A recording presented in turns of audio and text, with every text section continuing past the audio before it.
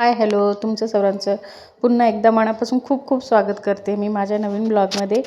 आज काम सर्व आवरून झालं होतं पण मधीच चिकन आणलं आणि म्हणे चिकनची काहीतरी रेसिपी कर. तर म्हटलं काय करावं, मग पटकन मी चिकनचा भात बनवायला चालू केलं. सर्व मसाले टाकून मस्त मॅरिनेट करून घेतलं.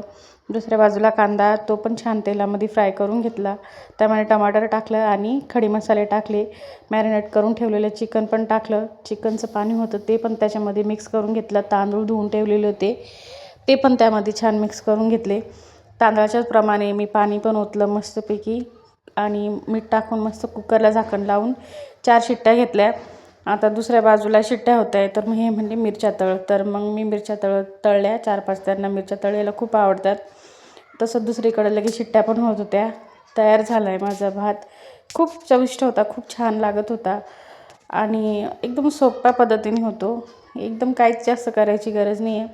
मी आता खाते, मस्त छान एन्जॉय करते भात. आणि जर तुम्हाला माझे ब्लॉग आवडत असेल तर माझ्या चॅनलला फॉलो करा, सबस्क्राईब करा, कमेंट करा, लाईक करा, शेअर करा. बाय, भेटूया नेक्स्ट ब्लॉगमध्ये.